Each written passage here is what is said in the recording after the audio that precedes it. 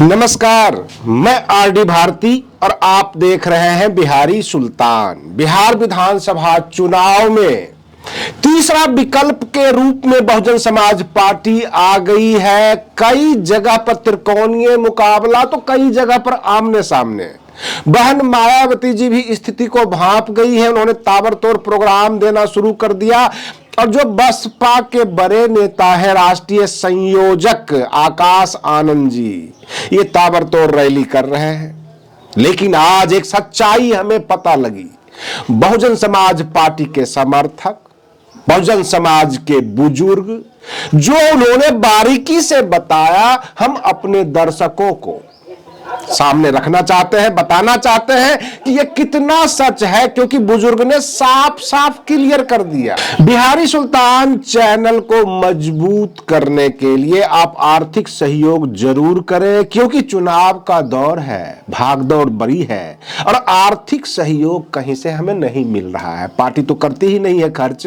रही बात यह कि बहुजन समाज के दर्शकों पर हम लोग निर्भर हैं, तो आप लोग चैनल को आर्थिक रूप से मजबूत कीजिए ताकि हम बढ़ चढ़कर हिस्सा लें। और मैं आपको बता दूं, एक आश्चर्यजनक चौंकाने वाली जो खबर है, बहुजन समाज के बुजुर्ग ने बताया। जब उनसे यह कहा जाता है भाजपा के द्वारा कि 15 साल का जंगल राज, यानी लालू राज को 15 साल का जंगल राज बताया जाता है, तो बहुजन समाज के जो बुजुर्ग हैं, जो शेड्यूल कास्ट से आते हैं, दलित, उन्होंने जो बताया है, मैं अपने दर्शकों का मुहर चाहता हूं। क्या यह सच है? बुजुर्गों ने कहा कि जंगल राज 15 साल से क्यों, पिछले 35 साल से जंगल राज है। फर्क इतना है, कुछ 15 साल में अपराधियों का जंगल राज था, अपराधी लूटते थे, और ये पिछले 20 साल से अधिकारी लूट रहे हैं। फर्क ये आया है अपराधी और अधिकारी में। उस वक्त हथियार के दम पर वसूली होती थी, लूटपाट होती थी।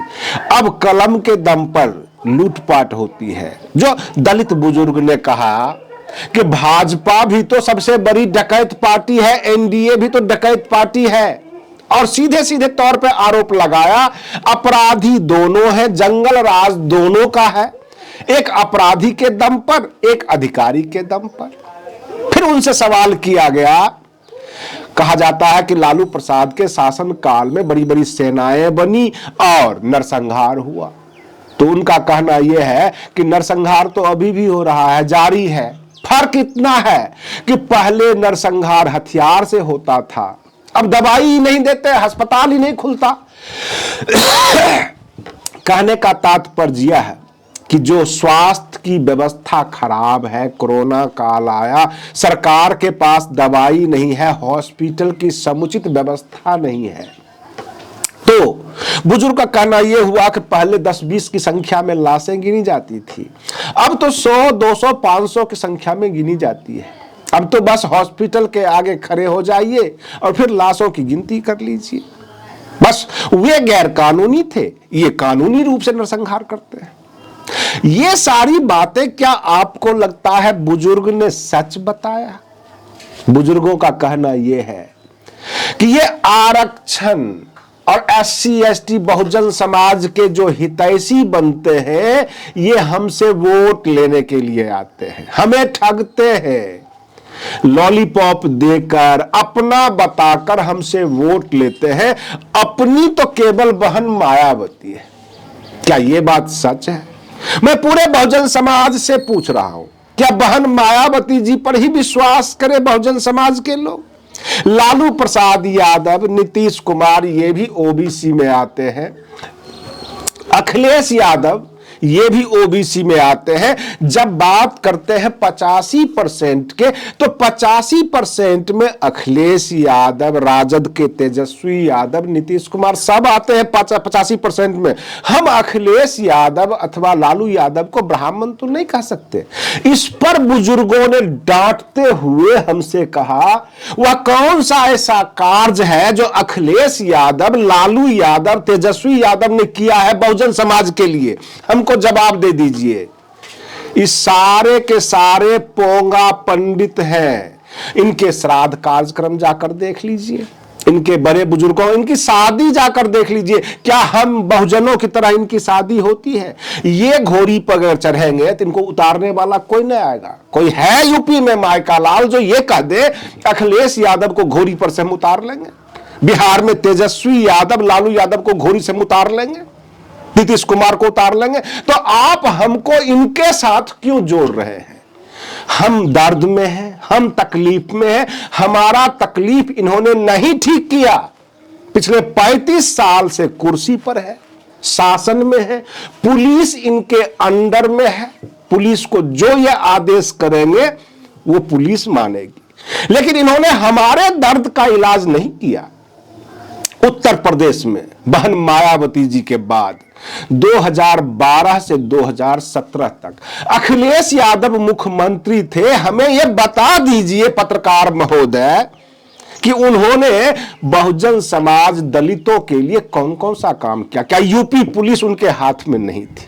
क्या उस वक्त दलितों के ऊपर अत्याचार नहीं होता था? तो ये किस मुंह से हमसे वोट मांगने आते हैं और किस मुंह से कहते हैं कि हम 85% का हिस्सा है? ये 85% बोलकर केवल नेतागिरी करते हैं, आगे आगे चलना चाहते हैं, हमें बंधुआ मतदाता बनाकर रखना चाहते हैं। ऐसी बातें करीब 80 के उम्र के बहुजन समाज के बुजुर्ग ने कहा। क्या आप इस बात से सहमत हैं? बुजुर्गों का कहना था कि बस स्टाइल में फर्क है, तौर तरीके में फर्क है। लूटते सवर्ण भी है, लूटते यादव भी है, कुर्मी भी है। हम तो केवल दर्द खाने के लिए बैठे हुए हैं। हमारे पास झोपड़ी है, हमारे झोपड़ी का चिराग जलेगा अथवा नहीं जलेगा, लेकिन हम में से ही कोई चिराग पासवान बनकर हमसे वोट ले जाएगा। ये दर्द कर रहा हूं मैं दलितों का, SC ST का। बिहार विधानसभा चुनाव में सब खुलकर बोल रहे हैं। सामने 6 तारीख को, 6 नवंबर को चुनाव है, 11 नवंबर को चुनाव है। ताल ठोक कर कहते हैं कि सच बोलूंगा। इस देश के SC ST के साथ किसी ने इंसाफ नहीं किया। सब के सब राजनीति करते हैं, अपनी अपनी कुर्सी को मजबूत करने के लिए लंबी चौड़ी भाषण देते हैं।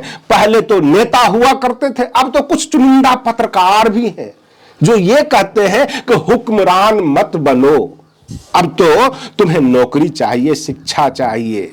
मैं आपको बता दूं वो उनका गुस्सा किस बात पर था। जैसे प्रोफेसर रतनलाल, रविकांत ये सब कहते हैं कि बसपा वाले हुक्मरान बनने चले हैं। अरे हुक्मरान क्यों बनना चाहते हो? नौकरी पाओ, शिक्षा पाओ और बंधुआ मतदाता बनकर कांग्रेस को वोट दो। इस बात का गुस्सा उस बुजुर्ग को था कि हम हुक्मरान क्यों नहीं बने, वोट हमारा, राज तुम्हारा नहीं चलेगा, नहीं चलेगा। इस तरह का जो है गुस्से में आके वो नाचने लगे। कहते हैं सच बोलूंगा उम्र का आखिरी पड़ाव है। लेकिन जब से लोकतंत्र है, संविधान है, जब से देश आजाद हुआ, दलितों के साथ नाइंसाफी हुई, किसी ने इंसाफ नहीं किया। हां, बाबा साहेब भीमराव अंबेडकर जी ने संविधान में थोड़ी सी जगह दी, आरक्षण की व्यवस्था कर दी ताकि हम मुख्य धारा में आ जाए। उसके ऊपर भी हर महीने, हर साल, हर पक्ष में आके जो है ये विवेचना शुरू कर देते हैं। आरक्षण कितनी मिलनी चाहिए, नहीं मिलनी चाहिए, क्यों मिलनी चाहिए, किसको मिलनी चाहिए। जब एक बार क्लियर हो गया संविधान में कि अगर SC ST को मुख्य धारा में जोड़ना है, उनकी हालत ठीक करनी है, तो रही बात यह कि इसको आरक्षण को बनाए रखना होगा। बुजुर्ग ने यह भी कहा कि बहुत सारे नेता कहते हैं कि आरक्षण का प्रावधान जो है आर्थिक आधार नहीं है, क्योंकि आर्थिक रूप से मजबूती नहीं होता, ये तो हम अछूत हैं, इग्नोर है, इसलिए हमें आरक्षण दिया गया। तो इस पे बुजुर्ग समझाते हैं अगर यही बात है, नौकरी नहीं चाहिए, आर्थिक आधार नहीं है, तो फिर EWS क्यों? वो तो अछूत नहीं है, हम अछूत हैं। जिनको दिया गया है EWS में वे तो अछूत नहीं है, वो सामाजिक तौर पर बहिष्कृत तो नहीं है, उनको क्यों आरक्षण दिया गया? इसका मतलब है कि आरक्षण का सीधा मतलब होता है आर्थिक रूप से मजबूती, और ये बात समझते हैं और इसी को देखते हुए इन्होंने EWS का प्रावधान किया।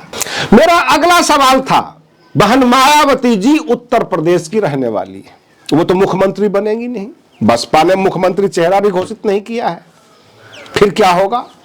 कहते हैं कि बहन मायावती जी भले ही उत्तर प्रदेश की हो, हाई कमान है, राष्ट्रीय अध्यक्ष हैं, तो डोर और कमान तो उन्हीं के हाथ में रहेगी। पूरे देश में भाजपा मोदी के नाम पर चुनाव लड़ सकता है, तो बसपा बहन मायावती जी के नाम पर चुनाव क्यों न लड़े? बहन मायावती जी जैसा डायरेक्शन देंगी, मुख्यमंत्री वैसा काम करेगा। और बहन जी के शासन काल में इंसाफ हुआ है, सवर्णों के साथ भी हुआ है, दलितों के साथ भी हुआ है, मुसलमानों के साथ भी हुआ है। मुसलमान भी अब समझने लग गए हैं कि बहन मायावती जी ही इंसाफ करेंगी। हम आपसे ये पूछते हैं, उन्होंने सीधे हमसे पूछना शुरू कर दिया, पिछले 20 सालों में या 35 सालों में आप कहते हैं कि MY समीकरण यानी मुस्लिम यादव राजद के साथ है, मुस्लिम जो है नीतीश कुमार के भी साथ रहे हैं। पिछले 35 सालों में मुसलमानों को क्या क्या भला हुआ है आप ही गिना दीजिए। क्या जितने भी मदरसा था उसमें वेतन लागू हो गया, उनको पैसे मिलने शुरू हो गए, सब के सब आज भी चंदा पे चल रहे हैं। जो मौलाना नमाज पढ़ाते हैं मस्जिदों में, क्या उनको वेतन लग गया? उनकी क्या क्या हालत में सुधार हुई, आप गिनती करा दीजिए 35 सालों में। अगर यादव और मुस्लिम एक है और लालू यादव का शासन था, तो मुसलमानों का क्या भला हुआ है ये बता दीजिए, दलितों का क्या भला हुआ है ये बता दीजिए। और कल भी हम झोपड़ी में थे, आज भी हम झोपड़ी में हैं। मेरा झोपड़ी का महल नहीं बना, मेरे मोहल्ले में रोड नहीं आया। हम जहां थे वहीं हैं और वहीं रहेंगे जब तक ये महागठबंधन NDA का खेल चलता रहेगा। और 85% का मुखिया अगर दलित नहीं होगा, तो ये जो UBC यानी अपर बैकवर्ड क्लास, ये जो नव सामंत है, नव सामंत जो है, ये हमें अच्छे तरह से इग्नोर करेंगे, कुचलते रहेंगे और 85% का झांसा देकर हमसे वोट लेते रहेंगे। और इस तरह से बुजुर्गों ने अपना बताना अंत किया, शुरू जो है बता रहे थे वो अंत किया। आज के लिए बस इतना ही। आप बने रहिए बिहारी सुल्तान चैनल पर, हम फिर मिलते हैं अगले वीडियो में। तब तक के लिए धन्यवाद।